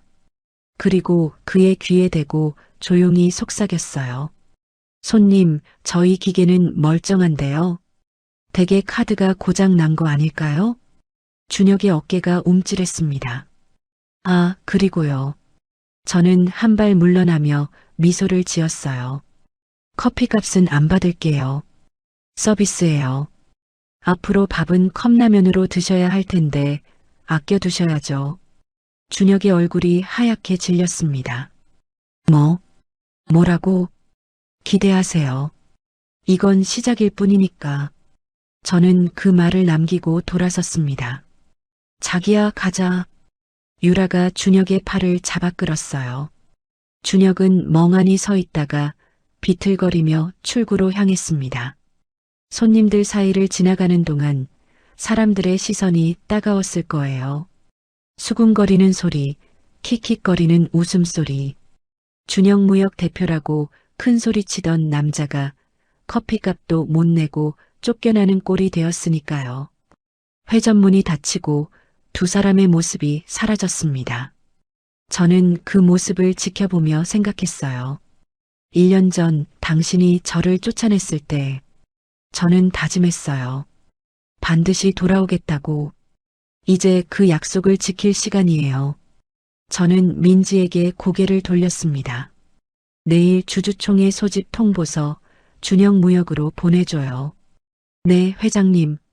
이미 준비되어 있습니다. 저는 창밖을 바라봤어요. 주차장에서 허둥지둥 차를 빼는 준혁의 모습이 보였습니다. 끝이 아니야, 최준혁. 이제 진짜 시작이야. 그날 밤 저는 카페 2층 집무실에 홀로 앉아 있었습니다. 창밖으로 어둠이 내려앉은 정원이 보였어요. 낮에는 손님들로 북적이던 곳이 밤이 되니 고요했습니다. 야외 조명만 은은하게 빛나고 있었죠. 달빛이 정원의 나무들을 비추고 있었어요. 오늘 낮에 있었던 일이 자꾸 떠올랐습니다. 카드가 안 돼서 허둥대던 준혁의 얼굴, 창백하게 질려서 도망치듯 나가던 뒷모습, 1년 전 저를 그렇게 내쫓았던 사람이 오늘은 쫓기듯 떠났어요. 하지만 아직 끝이 아니었습니다. 진짜 마무리는 내일이에요. 책상 서랍을 열었습니다. 그 안에는 누렇게 바랜 편지 한 장이 있었어요. 할머니의 편지. 저는 편지를 꺼내 천천히 펼쳤습니다. 몇 번이고 읽었지만 읽을 때마다 눈시울이 붉어졌어요. 은영아, 네 남편 준혁이는 겉멋만 들었지 속은 빈놈이다. 언젠가 너를 눈물 흘리게 할 것 같아서 이 기간을 두었다. 할머니 말씀이 맞았어요. 전부 다. 울지 마라.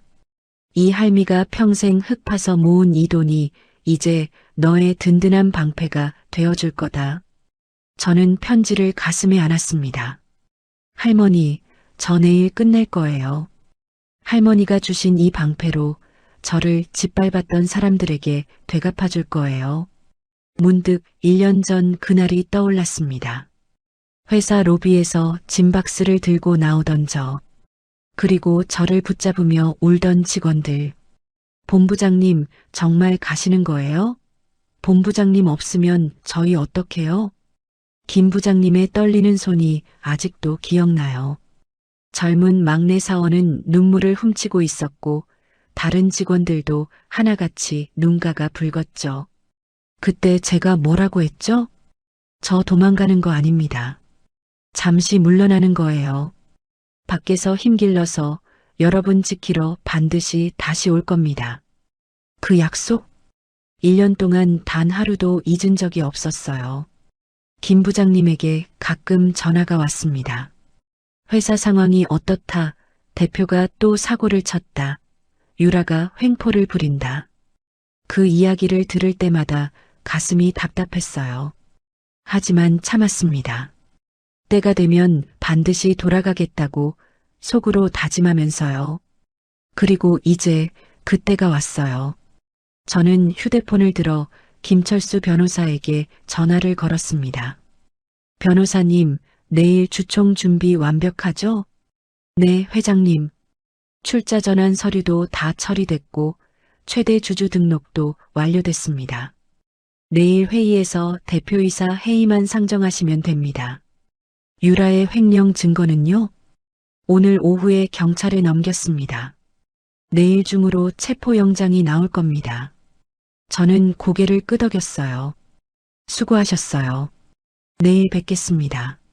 전화를 끊고 저는 다시 창밖을 바라봤습니다. 내일이면 끝나요. 1년 전 저를 기름 냄새 나는 식모라고 불렀던 남자. 빈손으로 나가라며 쫓아냈던 남자. 그 남자에게 제가 어떤 사람인지 보여줄 거예요. 그리고 저를 믿고 기다려준 직원들에게 약속을 지키러 갈 거예요. 저는 자리에서 일어났습니다. 이제 정말 끝낼 시간이야. 내 아이들을 위해서, 나를 믿어준 직원들을 위해서, 그리고 하늘에서 지켜보고 계실 할머니를 위해서 내일 준영무역으로 갑니다. 준영무역 본사 대회의실, 주주총회가 열리고 있었습니다.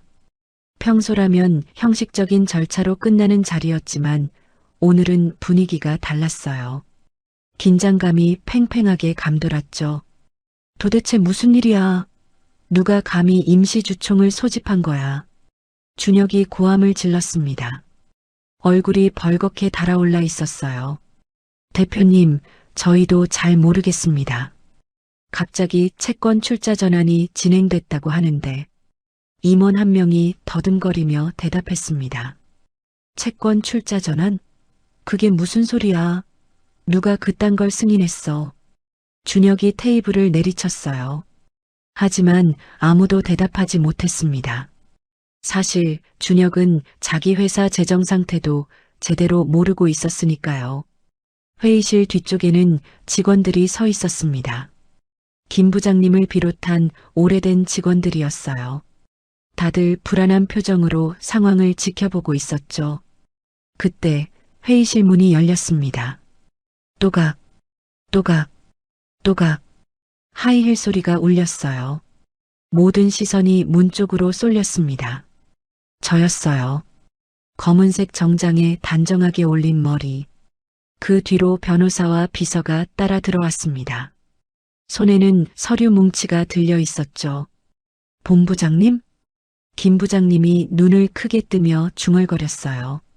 다른 직원들도 저를 알아보고 웅성거리기 시작했습니다. 박은영? 네가 왜 여기에? 준혁이 믿을 수 없다는 표정으로 저를 바라봤어요. 엊그제 카페에서 망신당한 기억이 떠올랐는지 얼굴이 하얗게 질렸습니다. 저는 회의실 중앙으로 걸어갔어요. 그리고 단상 앞에 멈춰 섰습니다. 안녕하세요, 주주 여러분. 제 목소리가 회의실에 울려 퍼졌어요. 저는 제이인베스트 회장 박은영입니다. 준영무역 부채의 80%를 보유한 최대 채권자이자 저는 잠시 말을 끊고 준혁을 똑바로 바라봤어요.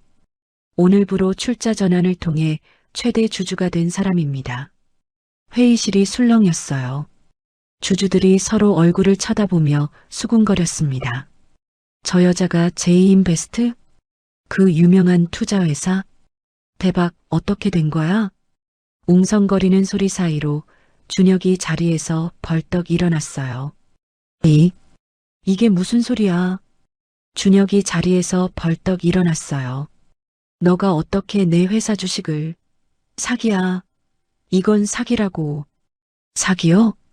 저는 담담하게 서류를 펼쳤어요. 모든 절차는 합법적으로 진행됐습니다. 여기 출자 전환 승인서, 채권 양수도 계약서, 그리고 주주명부 변경 신청서입니다. 확인해 보시겠어요? 준혁의 손이 떨렸어요. 서류를 받아들었지만 글자가 눈에 들어오지 않는 것 같았습니다. 자, 그럼 본론으로 들어가죠.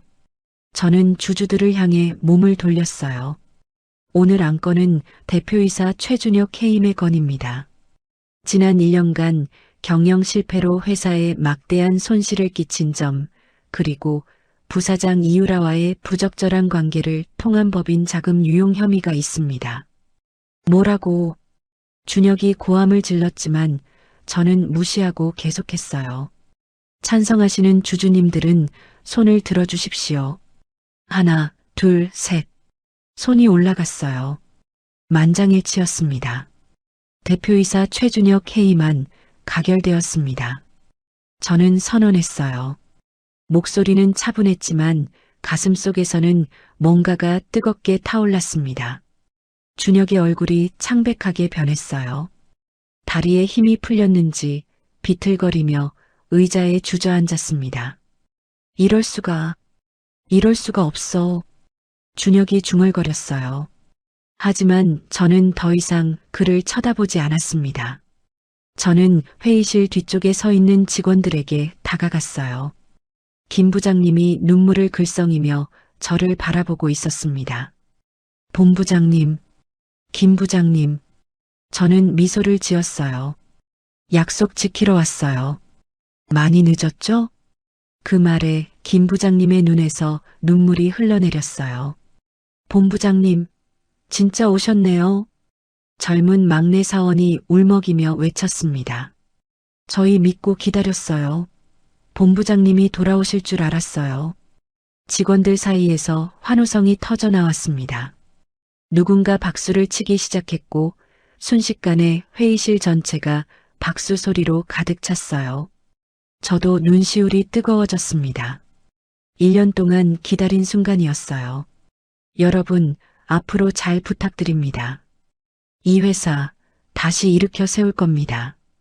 직원들의 박수 소리 속에서 저는 준혁 쪽을 돌아봤어요.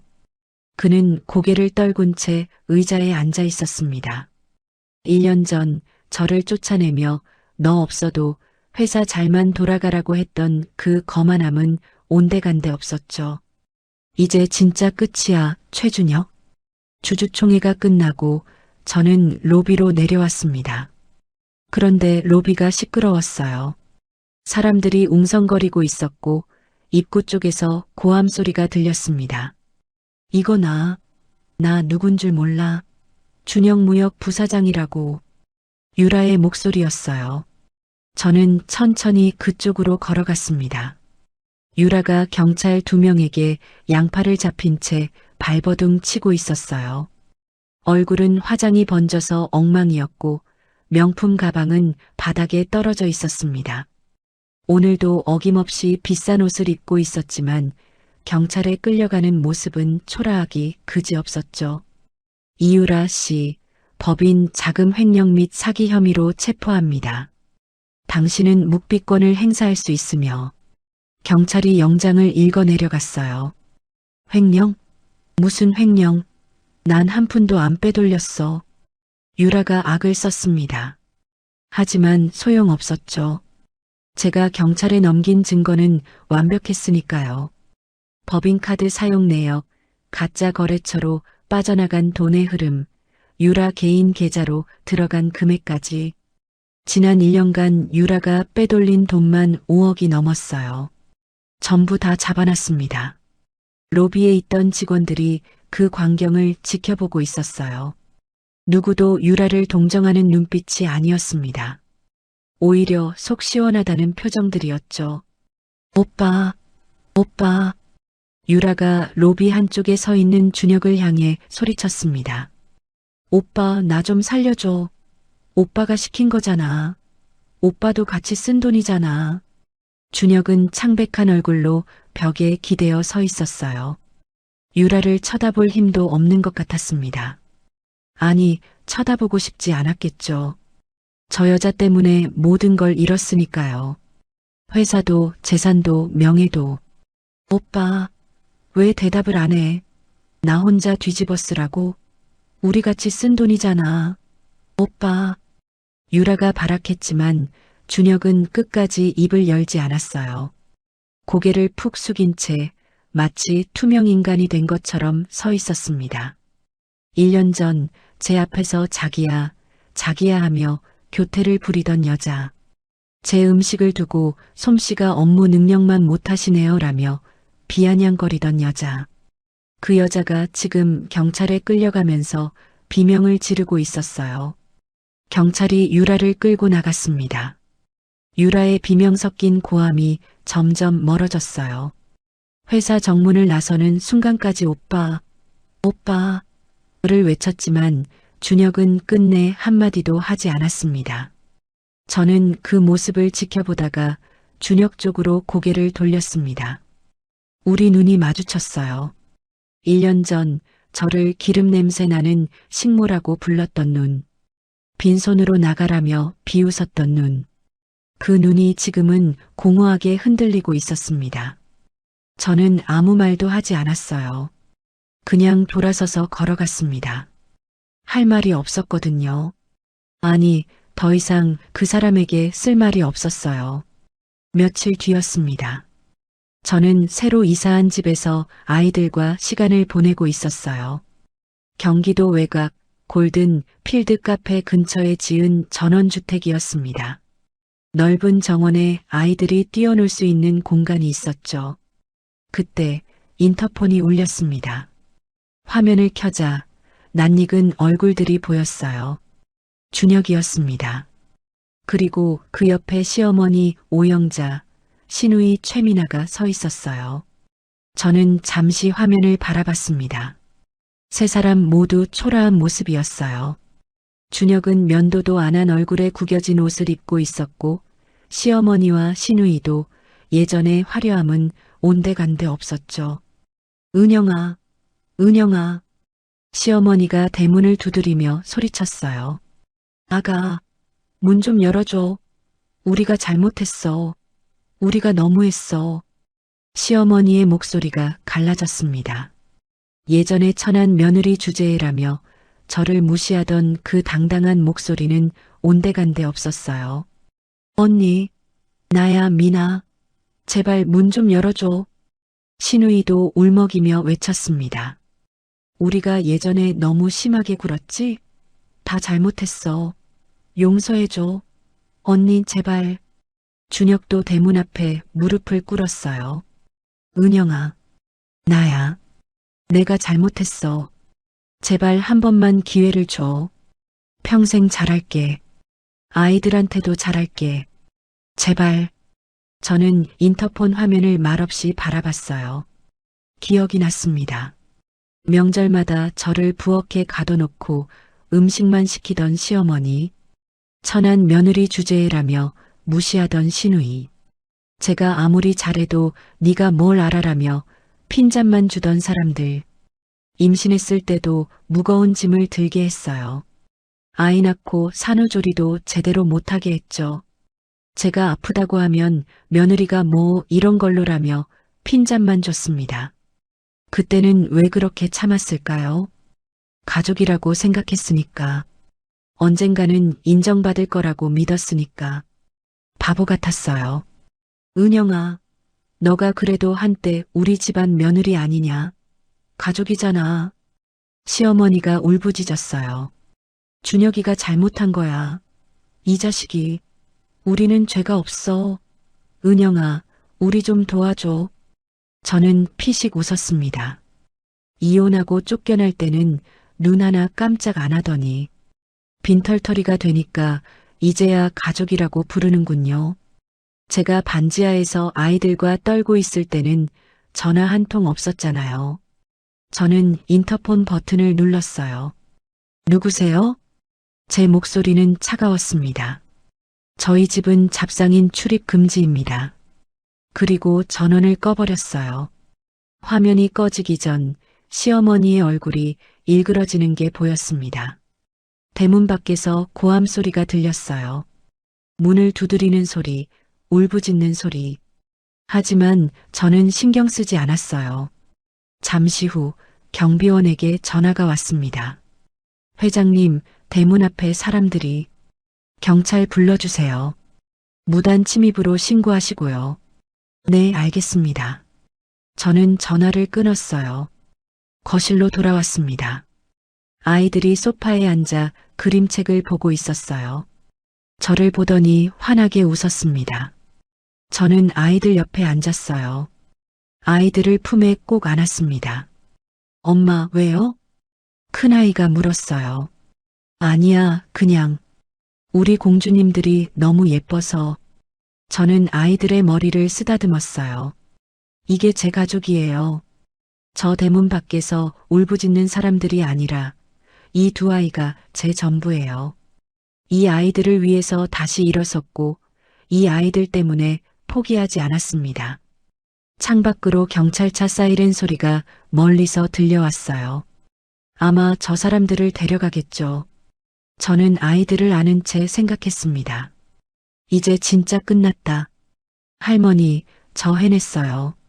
할머니가 주신 방패로 저를 짓밟았던 사람들에게 전부 되갚았어요. 이제 앞만 보고 살 거예요. 저와 아이들만의 행복을 위해서. 봄이 왔습니다. 골든 필드 야외 정원에는 벚꽃이 흐드러지게 피어 있었어요. 화창한 햇살이 정원 전체를 따스하게 감싸고 있었습니다. 저는 두 딸의 손을 잡고 정원을 거닐고 있었어요. 아이들이 꽃잎을 주우며 제잘거렸습니다. 그 모습을 보는 것만으로도 마음이 따뜻해졌어요. 회장님, 안녕하세요. 지나가던 직원이 밝게 인사를 건넸어요. 저도 웃으며 손을 흔들었습니다. 김 부장님, 오늘도 수고하세요. 김 부장님이었어요. 1년 전 제가 회사를 떠날 때 눈물을 흘리며 붙잡았던 그분이죠. 지금은 준영무역의 부사장이 되셨어요. 물론 회사 이름은 바꿨습니다. 은영무역으로요. 정원 벤치에 앉았습니다. 아이들은 잔디밭에서 뛰어놀고 저는 그 모습을 바라봤어요. 1년 전 이맘때가 생각났습니다. 반지하 월세방에서 아이들을 재우며 내일을 걱정하던 밤, 캐리어 2개가 전 재산이었던 그때 모든 게 막막하고 두려웠어요. 하지만 지금은 달라졌습니다. 복수는 끝났어요. 준혁은 빈털터리가 되어 어디론가 사라졌다고 들었습니다. 유라는 징역 3년을 선고받았고요. 시어머니와 시누이는 더 이상 저를 찾아오지 않았어요. 아마 창피해서 고개를 못 들겠죠. 그들이 어떻게 됐든 저는 더 이상 신경 쓰지 않습니다. 제 인생은 이제 시작이니까요. 저는 하늘을 올려다봤어요. 구름 한 점 없는 맑은 하늘이었습니다. 할머니가 생각났어요. 할머니가 주신 건 단순한 돈이 아니었어요. 그건 나 자신을 사랑할 기회였습니다. 누군가의 아내, 누군가의 며느리가 아닌 그냥 박은영으로 살 수 있는 기회요. 10년 동안 저는 남의 눈치만 봤어요. 남편기 살려주겠다고, 시댁 식구들한테 인정받겠다고 제 자신을 갈아 넣었습니다. 그런데 돌아온 건 배신과 멸시뿐이었죠. 이제는 알아요. 저는 충분히 가치 있는 사람이라는 걸. 누군가에게 인정받지 않아도 저 스스로 빛나는 사람이라는 걸. 아이들이 달려왔어요. 꽃다발을 만들어서 제게 내밀었습니다. 삐뚤빼뚤하지만 정성 가득한 꽃다발이었어요. 저는 아이들을 꼭 안아주었습니다. 고마워, 우리 공주님들. 카페 유리창에 제 모습이 비쳤어요. 두 아이를 안고 웃고 있는 여자. 더 이상 기름 냄새 나는 앞치마를 두른 식모가 아니었습니다. 당당하고 행복하고 빛나는 여자였어요. 저는 유리창 속 제 모습을 보며 미소 지었습니다. 할머니, 저 잘 살고 있어요. 할머니가 바라셨던 것처럼 누구한테도 휘둘리지 않고 당당하게 살고 있어요. 감사합니다. 사랑합니다. 그리고 저도 이제 저를 사랑해요. 봄바람이 불어왔습니다. 벚꽃잎이 흩날렸어요. 저는 아이들의 손을 잡고 일어섰습니다. 자, 우리 맛있는 거 먹으러 갈까? 아이들이 환하게 웃으며 고개를 끄덕였어요. 저도 웃었습니다. 진심으로요. 햇살이 따스했고 꽃향기가 달콤했고 아이들의 웃음소리가 세상에서 가장 아름다운 음악 같았습니다. 이게 행복이구나. 저는 생각했어요. 그리고 우리 세 모녀는 봄 햇살 속으로 걸어갔습니다. 여기까지가 제 이야기입니다. 10년 동안 저는 누군가의 아내로, 누군가의 며느리로만 살았어요. 제 이름 석자보다 준혁 씨 부인, 최 사장 며느리라는 호칭이 더 익숙했습니다. 그게 당연한 줄 알았어요. 하지만 모든 걸 잃었을 때 비로소 깨달았습니다. 저는 처음부터 혼자서도 충분히 빛나는 사람이었다는 걸요. 혹시 지금 저처럼 누군가의 그늘에 가려져 사는 분이 계신가요? 자신의 가치를 잊고 남의 눈치만 보며 하루하루를 버티고 계신 분이 계신가요?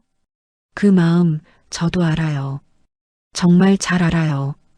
그래도 포기하지 마세요.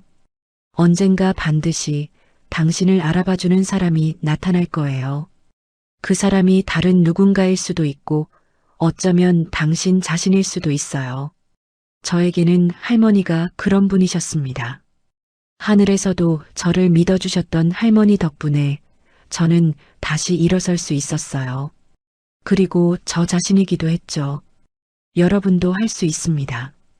오늘 은영이의 이야기가 마음에 남으셨다면 구독과 알림으로 다음 만남을 예약해 두세요. 우리네 사연 극장이 다시 찾아갑니다. 그리고 오늘 이야기를 듣고 느낀 감정과 생각을 듣고 계신 지역과 함께 댓글로 소통해 주세요.